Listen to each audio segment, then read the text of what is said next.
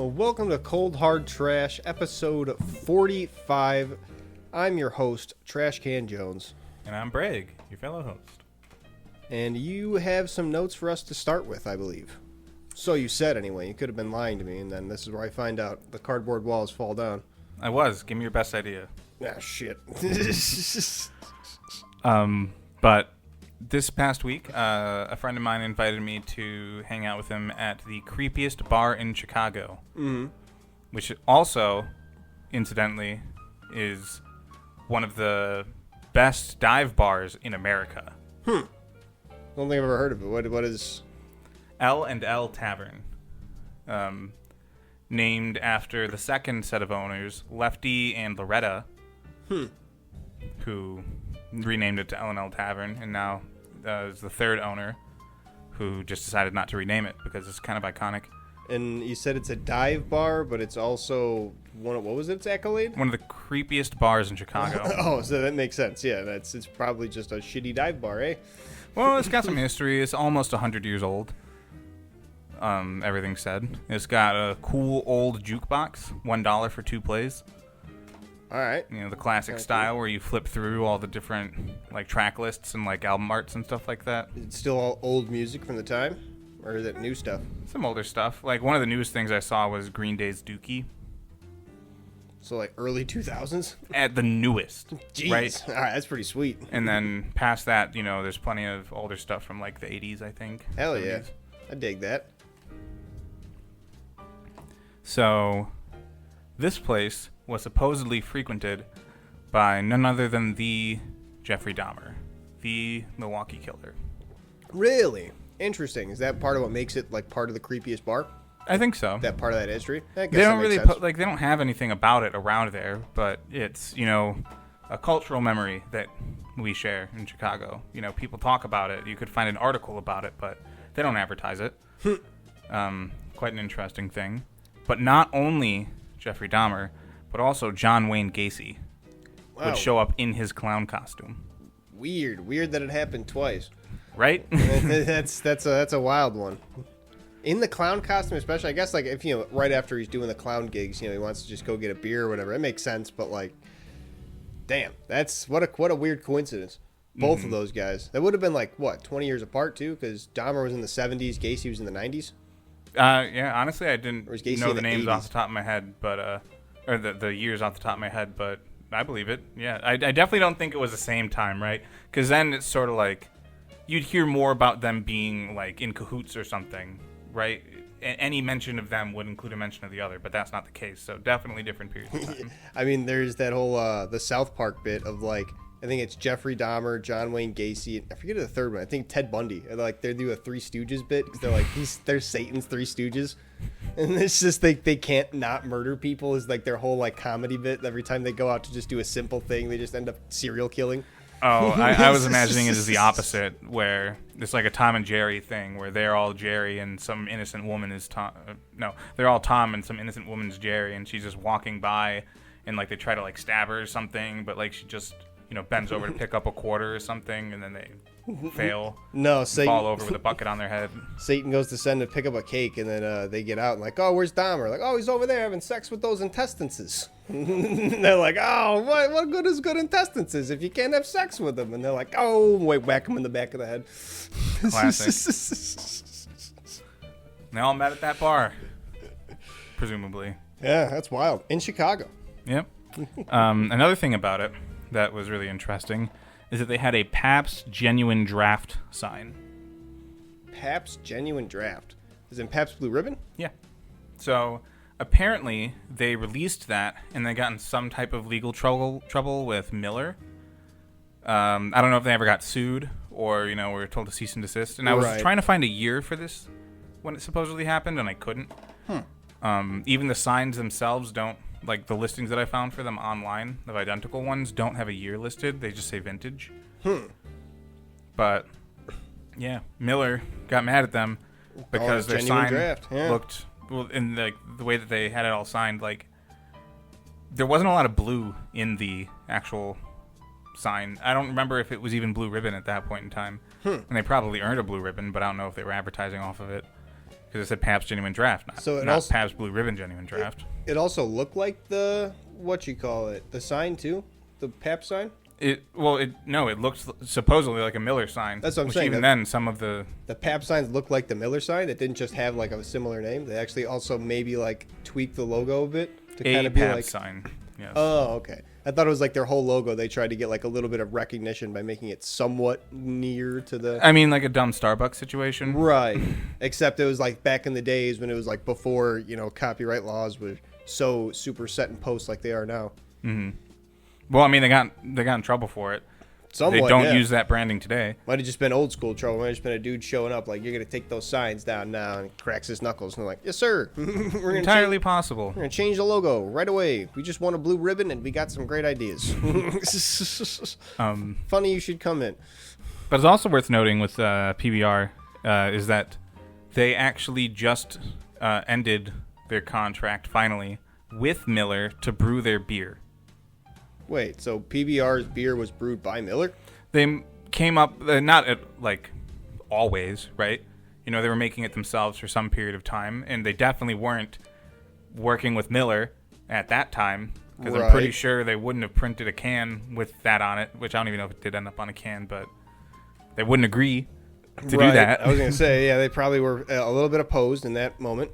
So later from that, PBR started having their beer brewed by Miller. Mm. And now, since 2024, and the earliest article I could find about them, wanting to break the contract, mutually wanting to break the contract, is just who, like, PBR wanted to buy one of their breweries as they were leading the contract, so they could just brew their own beer, right? Right. They presumably didn't own one at the time. And Miller was trying to get out of the contract for other reasons and didn't want to sell them a brewery, I believe. But this all ended in 2024, where now PBR is brewed by Anheuser-Busch.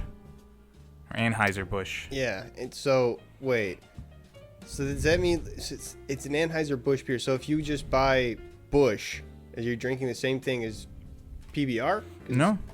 They have multiple breweries, and, they make the beer how it's supposed to, Okay, with its own separate formula and everything? It's not just, it's 100%. not just a rebrand of it. Okay. I thought it was that, like, essentially that they bought the company, even though it wasn't, like, a rights buying thing. Like, they just used their formula or whatever. Well, Anheuser-Busch and Miller are the two biggest beer companies in the country. I think they provide, like, 80% of the beer or something like that. That's wild. And most of that comes from Milwaukee, where they brew all of that beer in their numerous different breweries. I thought you were going to say most of that sale comes from Milwaukee. I'd be like, damn. That too. I mean, you've seen the map of like most alcoholic counties in the country, and then the entire state of Wisconsin is just like deep purple. Wisconsin's not a fun place to be. It's cold all the time. I can't imagine there's much else to do besides just drink and then forget you're in Wisconsin. Forget about the Packers. Their days are over now, especially. It's probably going to get deeper. Mm-hmm. But they got those two companies, and they provide most of the beer for the country, and they own the equipment. They own the breweries. Mm-hmm. And if you want to be able to provide a beer at that scale, PBR, like many other beer companies, like maybe Hamm's or something like that, Coors Light, their beers are going to be brewed at a brewery owned by one of those two companies, most likely. Huh. Interesting. So it's become a situation that not only does Anheuser-Busch like brew its own beer, but they also own all of the breweries, just kind of period. So anybody else who is making a beer has to go through them. Unless you're Miller. Or you go through Miller. Interesting. And what say they don't have a handshake deal to be like, oh yeah, if we either one of us quote unquote wins this competition, then we just have a monopoly. And someone's going to probably put a stop to that. So competition is somewhat good, eh? Yeah, business? Yeah. It's definitely... It's all conspiracy. Big beers out there. I don't know what it's for. We haven't put all the pieces there yet, but I'm just starting the board now. Yeah, we always get stuck on the taste testing part of the research.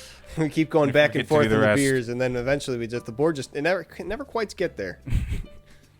We never get past the first registering. I really want to make one of those boards one day, though, like an actual one. I don't know what I would do it for, but like thumbtacks, red yarn, do the whole shtick. That'd be sweet. I'm sure you could think of some type of conspiracy theory. The issue is coming up with one of your own so that you can make the board, right?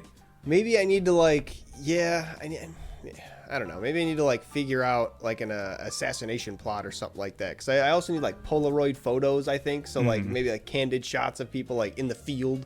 I feel like that's part of it. You need to have like shots of someone who's like looking like not at the camera, like taken by a spy.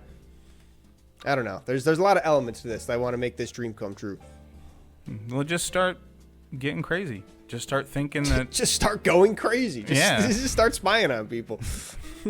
I can make my own conspiracy theory if I go crazy enough. Or you could say you're a journalist trying to uncover a conspiracy. Then at least you kind of got some, credibility. Get one of those that little... Beautiful Mind dude, like, he was all about math, right? So that's not a great cover for why you have all these pictures and lines, thread, and push pins and stuff like that. Yeah, no, that wouldn't really make sense. I've never seen Beautiful Minds, but if you're just like a math major, that doesn't make sense why you have the conspiracy board. But you're a journalist. Yeah, putting stuff together. That's usually what it is. And like the superhero shows, it's the journalists that got the board going, and they're like on the city map, and they're like pinning things, and they got like, what you call it, little like stains that mark other things because they're so frazzled they can't even. Yeah, good times. I think you can do it. I gotta figure out just what it could be, though. Maybe I should try to put together like a timeline of something, like try to figure out a canon of some kind that hasn't been figured out yet. But I feel like all of the canons, especially on the internet, have already been figured out to a T. Although like the multiple universe type timelines and all these things. Yeah, I mean, you could start like really, really reading into those and like reviewing the source material that people use to put together these theories. And, if you're just going through and you're trying to understand it and stuff like that, you might find an interpretation that you disagree with, and then you can make your own sect of the Legend of Zelda timeline theory. True. Religion. Religion at this point. True. Yeah, I could just try to figure out my own way to it. Yeah, but you could start with something that already exists. Yeah, something that would already have like source material, so I don't have to actually like play through it. But it would be kind of interesting to figure out something that nobody else has. That's kind of like part of the mystique to it too. Yeah, but like you need some practice, right? Like you can't just jump straight into discovering a grand conspiracy. You kind of got to know how to find one in the first place. What you got to notice. So you start small. You change something in the Zelda timeline. You say, no, I think that's a bad interpretation. What other games? I don't know. Sarge's Heroes. Do they have one for that yet? Are there any unanswered questions? Nah, it's a pretty clear-cut timeline. Sarge almost wins the war, then gets super PTSD, and then goes and kills everybody else. That's pretty much the end. What's in the cure for the plasticization? That's a good question. What could it be? It's probably something to do with cola syrup. Mm-hmm. Maybe could some of the actions of the Tan army men be justified by the fact that you were destroying their cure in that one mission? Yeah, but like the cure, they only want the cure for plasticization so they can take over the world. That's their whole shit, but like, I mean, if you're a tan soldier, right? Like, you definitely want that. And why do you want to go in the real world if you're a tan soldier? Everything's so big and not made for you, and you get squashed by humans. You don't want to be dead, right? You want to make sure that you have your resource and you hold on to it. I don't know. And you might want to follow someone who says that they're going to protect your access to that resource.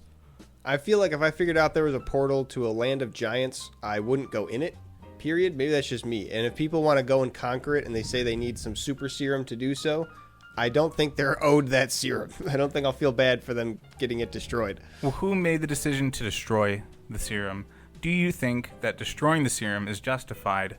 Who made the order and who executed the order? I mean, that's a pretty obvious answer. But you start with the obvious answers. You start digging. I feel like, that's another part to it too. A lot of the times you like just try to think of what it would be an open and shut case. You keep going with it, then you find something you're not expecting. So yeah, maybe I could go with that. Maybe I could try and do Sarge's Heroes plasticization. And if there is nothing there, you just sort of have a clean explanation of everything that happened. So And that's also pretty valuable. Also concise. You can update the wiki a little bit. I wonder if what the state of the wiki is in these days. I haven't been there in so long. Mm-hmm. It's so sad to go to a wiki page and you just see like especially a decades old one, and it just says this wiki is incomplete. Check back later for more, and it's like there's no later. It is later, and it's still not here. You're done. Like going on Stack Exchange for like a specific coding issue that you're having, and someone like you've been looking for hours, you finally find one that's asking the exact question that you're looking for, and it has an answer with like 200 upvotes, but it says that the answer's been deleted because the count closed or something like that, and the responses are all like, "Wow, thank you. This perfectly solved my issue." Oh God! Damn it. That sucks. That really sucks. Mm-hmm. You need to preserve these things. You need to write more about the lore of Sarge's heroes to a wiki and save it to our hard drives as to not lose it. We can't lose it. It's valuable information. Maybe we'll find a conspiracy along the way. Maybe the conspiracy was the friends we made along the way. The friends that also care about Sarge's heroes as much as I do. Oh, those little... There's so much life in them. I don't know. Did I go on my whole rant about Sarge's heroes in the podcast? They're just so fucking good. That game is great. You did one a couple months before you played it on stream, or maybe 1 month. Oh, man. We went over it again when you were playing it on stream. I won't do it a third time, then. You're welcome to, but, if you don't think it's good content, I'm not going to force you. Or, not worth retreading. I'm not going to force you. No, it's not worth retreading. They're great games. Check them out if you haven't. But it is also always worth mentioning that the General Plastro himself did join your chat. Yeah, he did. He tried to command his tan forces and fucking failed. Tell you that. Sarge's Heroes 2 was completed. I beat that game in don't ask how many tries. It was done and done with. Now I just got to play Sarge's War to get the full complete picture. Maybe that's what I can play next. Maybe. Do you know when Jesus died? He died. It was around like Easter, right? Because isn't that the whole shit? So it's probably like April. Yeah. Yeah. His whole shit is that he died, and then the bunny came and laid the eggs, and then Jesus came and was like, "Sweet, thanks for the eggs." And then that's why we got to act like Jesus on Easter and get the eggs. Exactly. I went to Catholic school. I know all this.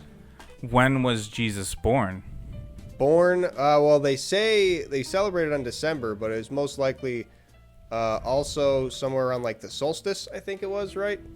Which is actually in like, I think around spring or some shit like that. Jesus' birth date is completely unknown. Yeah, that's the thing, is that we don't actually know. No idea at all. No evidence. Nope. I mean, he was supposedly born in a pasture, manger.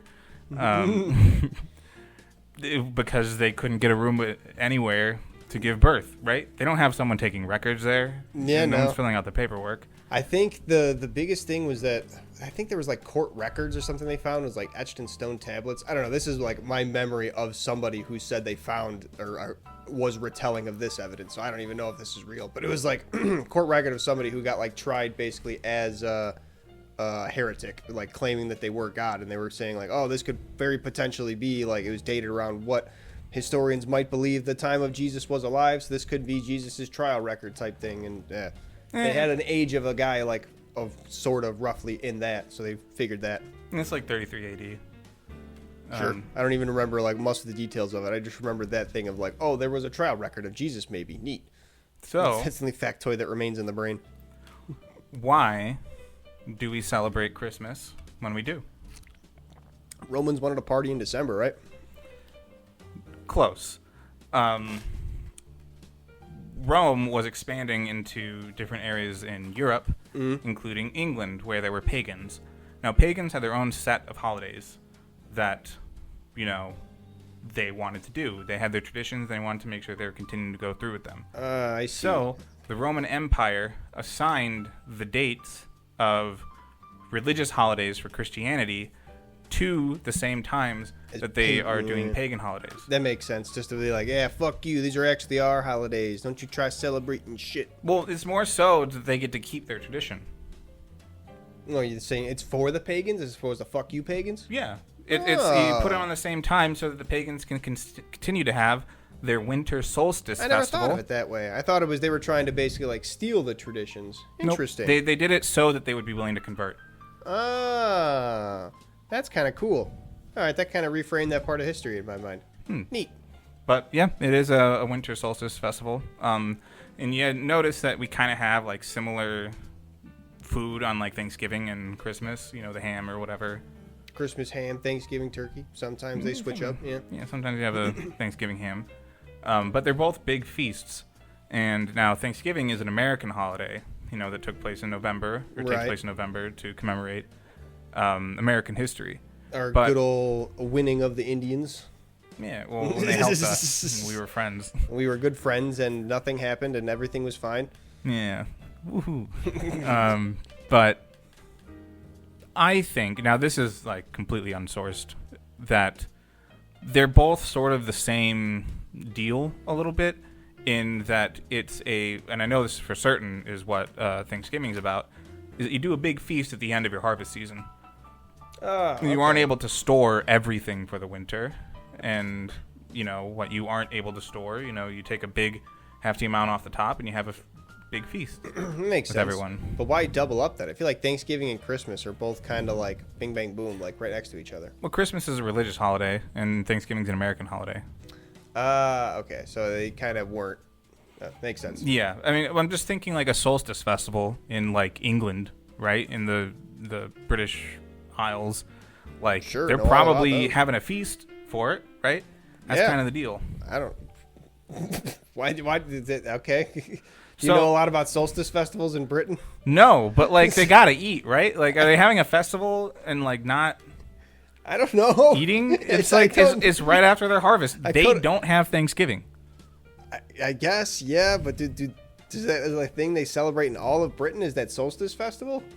I mean, the pagans did. That's why we put Christmas then. Oh, okay, I see. We're still swinging back to that. Yeah, and then also I read like some Orthodox churches celebrate Christmas on January 3rd. Really? Yeah. So I don't know. Presuming a similar deal. I don't really know anything about Orthodoxy though. Yeah, me either. But Interesting. here's the crazy one though. Easter.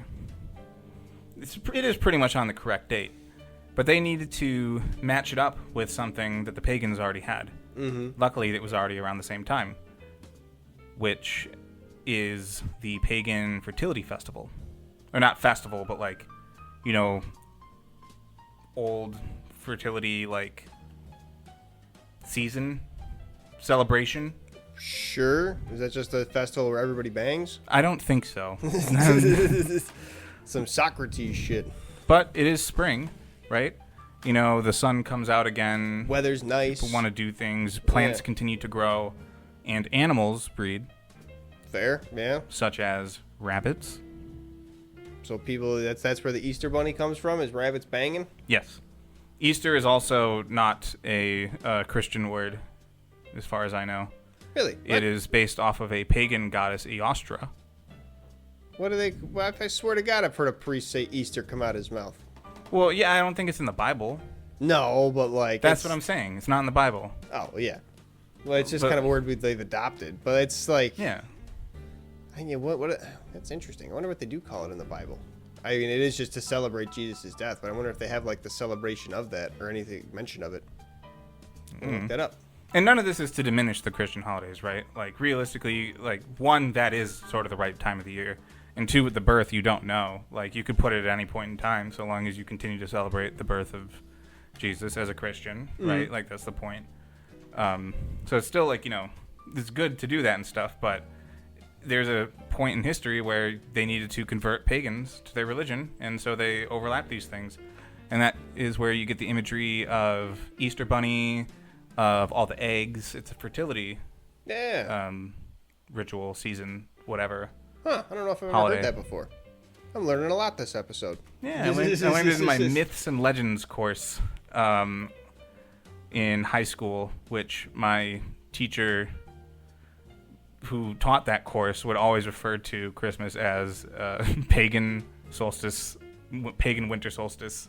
Pagan festival. winter solstice. Wow. Well, that's his decision. That's a you know? mouthful. Christmas is much shorter and snappier. Yeah. Got a lot more marketing with it, too. Yeah, but I mean, for him as an individual, it gives him something to talk about, because then you go, what? And then he goes, well. Yeah, and then you go, never mind. And you just turn around, and that's why that guy has no friends. He's cool. He was one of my favorites. Yeah. He was also an artist. Oh, neat. And like painter artist? Yeah. He sold plenty of paintings that he made. One of his best sellers was like this red chair. It was, I'm pretty sure it was just two colors, right? Like one, there's the background color, and then there's like the red chair, and then the, legs coming out from the bottom that it stands on. That's a different color. And I really liked it because since the entire chair is like a wash of the same color, like you do not get to see the details of how the chair is turned, because I'm pretty sure it's just, I don't know how to describe chairs very well, so I'm not even going to try. But you couldn't see the details of where the backrest comes up and stuff like that. But since it's all one shape and there's only so few colors, you can recognize the orientation that it's sitting in, because you just know that that's like where the back part of the chair would be, where it would turn, because you've seen a chair before. Right, your brain just kind of completes the image. Yeah. Interesting. So I think it's real neat. And he told me about the whole Christian pagan holiday bonanza switcheroo. And yeah, that's wild. He also is the biggest fan, still is, of the Ticonderoga pencil, the Dixon Ticonderoga. Oh, it's that same guy. Yep. Yeah, I remember you talking about him, who loves pencils. Yep. He's like, this is the best one. If you're watching a show, it's very likely that you're going to see this particular pencil in there. That's cool. Because it's a good pencil. It's a good pencil. It is. Do you think Dixon Ticonderoga maybe slips him some money? I don't know. I feel like that's kind of reaching if pencils probably paying to be on set. Then they pay the movie company if use our pencils on set, so they just happen to end up on screen because it's pencil. It gives a shit. I mean, at that point, you probably just give them free pencils and you just say they're good pencils. Yeah, fair. And then they show up on screen. That's advertising. Yeah, big money. But yeah. So, holiday things. Anything else I was getting at with that? Oh, you had mentioned me. What you had said had brought something to my mind. Something about that pencil guy right before you said it. It's going to escape me. Oh, speaking of stuff that escaped me, though. Remember that song that I couldn't remember? Yes. I still don't remember it. But okay. I just decided that it was Grand Theft Autumn and then put that on my songs. So. And it worked? Yeah, no. But yeah, now I listen to Grand Theft Autumn more. That's a pretty sweet song. Yeah, that's a good one. Yeah. I'm a fan. I dig it. My band used to cover that one in high school, I think. We covered a Fall Out Boy song. Oh, yeah.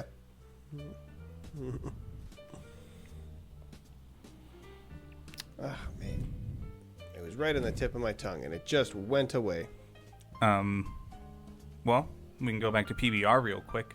Or actually, here. Do you have any wrestling things to talk about? Oh, yeah, there is that one thing. So, it's more just about, wrestling heels in general. So, they're doing this whole thing of this one guy who is the head of a team called American Made, who's just this new number one American macho man trying to be, and he's just doing this a heel run as they call it. So he's despicable. Everybody's supposed to hate him, and he does things like, oh, thank you so much, it's everybody who boos him and whatnot, just tries to play it up. Mm-hmm. And one of the things he did was he went away to go discover the dark arts of lucha wrestling, so he called it, and then was gone for a few weeks, and then mysteriously a man appears wearing an American flag luchador mask and doing these luchador moves as well as a bunch of the moves that guy was known to do.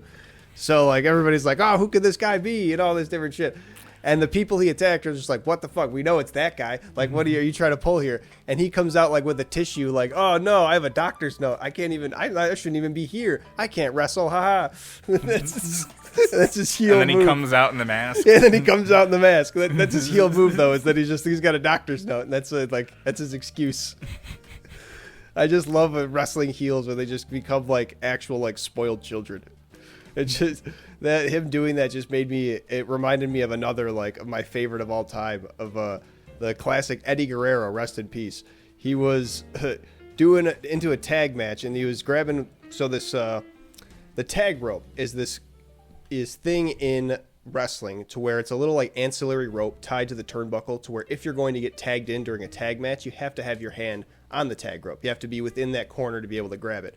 So what Eddie Guerrero does is he unties it from the turnbuckle and takes it over and ties it like in the middle of the rope, just like way, way away. And the referee sees that and is like, hey, can't do that shit. Get out of here. He'll give you that back. And he goes to tie it. And then this 300+ pound man, he looks like completely upped on steroids with the dyed tips because he's like a, early 2000s supposed to be douchebag. And he just goes, no, and turns around and then just does this. So he's like, the referee's trying to be like, hey, and like puts his hands on his hips. It's the most ridiculous thing, this grown ass man. The performance of it is so good. Yeah, he's just, just like shaking his head. I remember you showing me a couple recording sessions ago that video of Stone Cold Steve Austin and that other guy fighting in the supermarket. Yeah, Stone Cold and Booker T in the supermarket. That's an absolute classic. Mm-hmm. He's singing That's Amore, just pouring flour over him, beating him with a frozen pizza. They're having fun up there. They're just absolutely having a great time. Booker T even said it, like, even though he was like, getting like thrown on the conveyor belt. And he's like, oh, I was having such a good time. I think I said something like, I'm gonna get you, man. Like I was a little kid crying. It was great. Mm-hmm. He was, doing a comeback near the end. He threw him into the milk cooler. Yeah. And then he steps out from the freezer, aisle. drinks the milk, and then fucking beats him with it. It's so good. He was like pouring like the fucking walnuts on him and then just beating him with the empty basket. It's so much ridiculous. Just whipping eggs at him, just breaking him over the back of his head. So, tying this back to PBR, remember how PBR got in trouble with Miller for using their iconography or whatever in that sign? I do remember someone telling me about that. PBR sent a cease and desist to John Cena in 2016 for making a shirt that looked much more like PBR. Yeah, I remember that shirt. No way. They sent a cease and desist, and what I read, it just didn't carry much weight. And so he didn't stop selling the shirt. I was going to say. But they sued WWE. That's what it was. It's literally like this. It's not even like trying to be like, it's just a PBR thing. That looks way closer to PBR stuff than PBR stuff looked to the Miller Genuine Draft stuff. That's what I'm saying. Like, they're just not even trying to be like, hey, we know you guys like PBR. So here's John Cena on a PBR. And that's it. I just like that they sent the cease and desist and just nothing happened. Because it's a WWE. What are you going to do? They got probably like $1 million lawyers.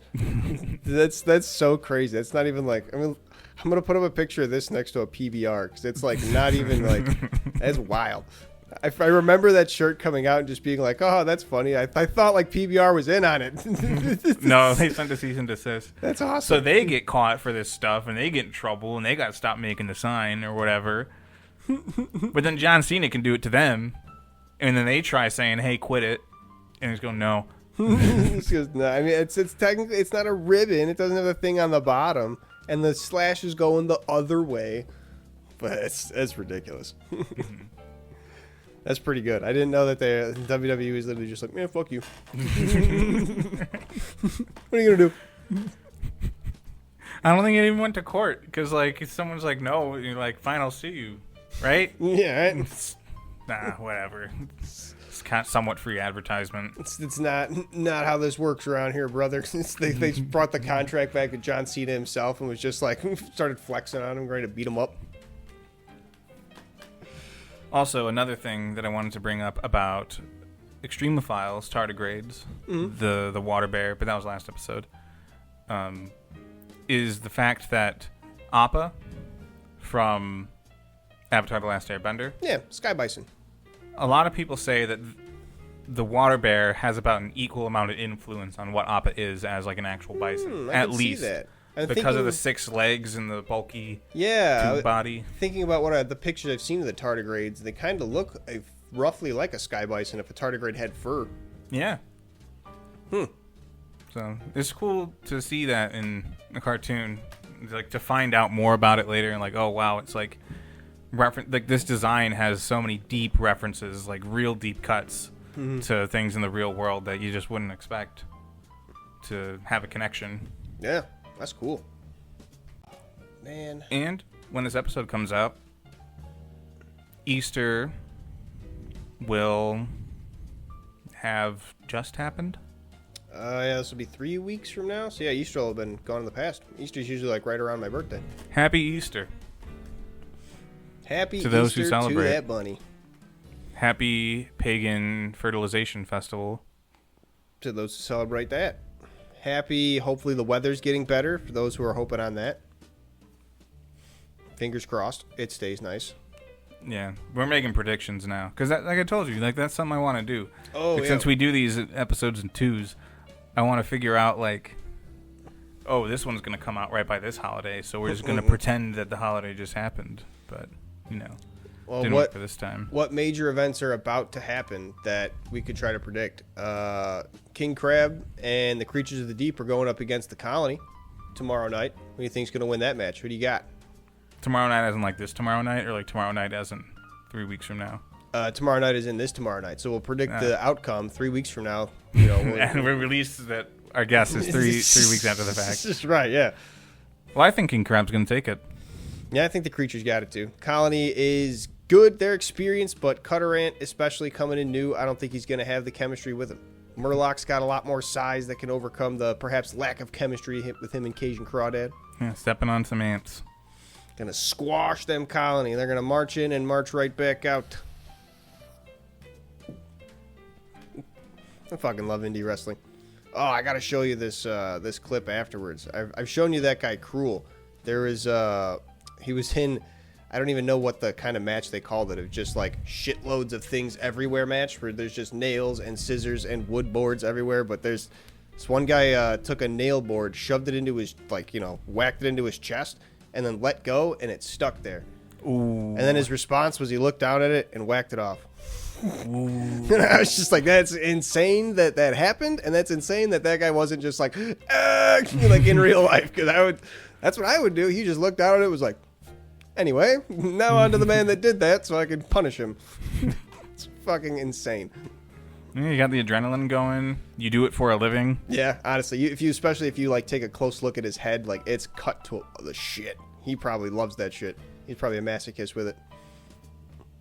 One of his like my favorite spots that he does, because a lot of the things, especially bigger guys like to do when they wear those like the tight straps, they'll unstrap them and be like, ooh, bare chest, and then they'll take a shot on there, like somebody will slap him and be like, hey, I'm so strong, even on my bare chest it doesn't hurt. Yeah, like Houdini.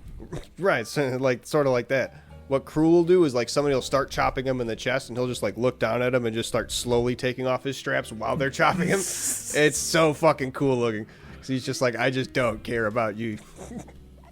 You're going to die. He also just makes posts on Instagram about how he eats people and babies, and that's pretty funny. Because he's a really nice guy, because he posts a lot about music and different things, and like a lot of like local artists in his area like his, what you call it, posts from what I see. So it's like, oh, it seems like he's kind of a decent guy. It's just funny like seeing him holding like someone's baby and just be like, I'm hungry. It's such a cool thing for a character. Yeah, I'm thinking about that thing you were saying with like the punches to the chest, and you're just like, you know, unmoved by it. Yeah. You know, whatever. That's such like that's how they do it in TV shows too, you know, where, you know, someone's just like Dragon Ball and shit, right? Yeah. Where like you're just doing like a bunch of blows and stuff like that, and you just stand there. Yeah, and that's literally what it's supposed to be. I mean, like, that's kind of the things, especially in kung fu movies and whatnot. You got to try to like emulate what you see or what people want to see. They do that a lot in Invincible, which I'm up to date on. Oh, I need to watch the second season of that still. I'm on the third now. Well, they just finished the third. Oh, damn. I need to watch the second and third season then. Shit. Yeah, I think it's really good. But I feel like a lot of the fights in that show, and this isn't a negative thing, just sort of comes down to, let's say, like initiative, right? Like who can get the first strike, who can get the other one on the back foot. Sure. More so than just straight power scaling. They do include that as well, but it's, you know, about outsmarting and like keeping up the pressure on the other person, you know, putting them in a position, because the viltrimites can like just karate chop you in half Yeah. So by like holding their especially- hand real, like, straight. I was gonna say they're basically like Supermen, right? They're Kryptonians essentially. Yeah, but kryptonite doesn't exist. Right. Books Kryptonians without the kryptonite, so there's unstoppable. Mm. And what if he was a bad guy? Yeah. It's a pretty good show. I loved season 1. I don't get around to like picking up on new things that often. I like whenever I get my free time, I usually just put on something that I know like I have seen before, kind of deal. Mm-hmm. And it's just comfort watching more. I don't ever take a lot of time to sit down and watch new things like I should. Yeah, I'm trying to do more of that. I felt that with Severance as a newer thing. I don't know what's going on. Main characters are both called Bark, too, in between Invincible and Severance, and I was watching them on like the same weekend. It made a lot of tweets make sense because I'm like, Mark doesn't do that. Mark doesn't work in an office. Mark doesn't work in an office. Yeah, I'm like, oh shit, more than one person can be named Mark in a show at the same time. Yeah, pretty common name. But yeah, I just think the way that they have the whole like just do a bunch of punches to the chest and it like doesn't move you, like that's a hard enemy to beat. Like how many times in WWE does the underdog beat the person who can just take any of the hits? Yeah, that's usually what they call in the like protecting. I guess it would be more protecting moves, but it'd just be more like building up a person. They have like to make them look like putting them over, I guess would be the term I'm looking for. To put someone over, to make them look strong, you would want to make them do that. Whereas to put over an underdog, you would kind of have them get squashed a little bit more first, rather than make them look weak in that way. You wouldn't have them like try and fail. You would have them just like get, destroyed right away. Like the underdog wouldn't hit him so many times that it wouldn't do any damage. He would try to hit him one time, and the guy would just be like, You grab his fist and then flip him. Exactly, and then eventually he finds ways to battle back, like chopping down at the legs, doing low drop kicks and all those different things, doing a lot of little strikes to eventually like break him down. Yeah, but the guy that's doing the punches and they do absolutely nothing, he's gonna lose. He's about to get swamped. Yeah, he's about to just get chopped down and then get thrown around, picked up. Absolutely. Mm-hmm. It's interesting. You can see like how the storytelling kind of works out, because it's never like like the basics, like they just run through the motions, but you'll see like a lot of the same kind of notes of like, oh, they're kind of going with this like storyline, because it's almost like a language. You'll hear the stories of the guys who were like, even like as far back as like the 80s, who would go and like over to Japan, not know Japanese, but be able to work a wrestling ring. Just because they can get in there with a Japanese guy and just be like, oh yeah, under, yep, go over, and then pick you up the right way, and they know the right things to like brace against your leg and lift you up and all that, and you can make it work. Yeah, it's the language of performance, right? And storytelling. And it's a weird, like, I guess in Japan, I think I've told it before, like it's a very like highly regarded like form of martial art, like beyond just storytelling performance. Like they think it's actually like real shit type. So that's kind of cool. Mm-hmm. You gotta give him a show. Yeah, gotta give him a show. You gotta make it real. You gotta make him blur the lines between reality and fantasy. Mm. And if you ever got a spider themed guy, you gotta make sure you pay him the full amount. Well, I mean, the wrestling promoter, no, he didn't get stiff, because the wrestling promoter is one that got robbed. I was gonna say he didn't like take any super consequences, because Peter Parker's one that got his uncle shot. Yeah. So it's not like the wrestling promoter got his uncle shot, but he did get stiffed to the money, because the guy took the money and ran. Yeah. Well, if you don't want to get robbed, pay the spider guy the right amount. Yeah. Because then he'll stop the robber once he runs away with the money. And his uncle won't get shot. Yeah, see, so you're going to do him a favor, too. This is mutually beneficial. It's such a really good scene, I remember in the first Spider-Man movie, of Peter Parker getting that... I forget, what is the line that he drops on him when he lets it go? He's like, not my problem. Yeah, because the promoter didn't give him the full amount because he didn't last 3 minutes in the ring. He knocked out the other guy, right? Bonesaw, before the 3 minutes hit, so he didn't give him enough, or didn't give him the full amount, and said, "Not my problem." Right. So then Spider-Man's like, "Oh, the guy didn't say, why didn't you stop him?" And Spider-Man tells him, "Well, not my problem." Only for that guy to then go and shoot his uncle. It's like, it's such a cool like bit of movie or storytelling in that movie of just like, oh, it's back and forth. Like, how would you feel after doing that? You feel like you're just on top of the world. Like, I got my shot back, and then, I've ruined my life because of it. Yeah.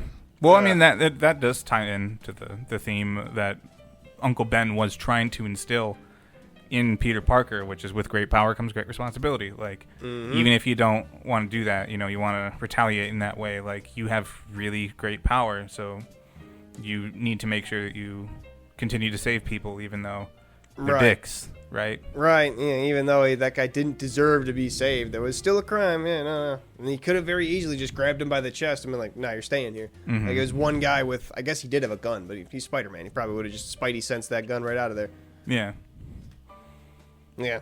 Also, yeah, and like the guy didn't know he was like Spider-Man, right? Like he didn't know that he'd be able to basically predict a bullet before it comes out of the gun and dodge out of the way. So why was he mad at him that he didn't stop a guy with a gun? I think it was because he like specifically held the door for him, or like didn't try to like stop the door or anything. And he was just like, "Why didn't you at least like do anything?" Like you basically aided him in escaping, and he was just like, "Meh, not my problem." He has a gun. He didn't know he had the gun at that point. I don't think was he. Why would the promoter give him the money if it wasn't? I don't think he gave him the money. That's why he was telling, "Hey, stop that guy." I think he just snatched it and ran. I thought, maybe I don't remember.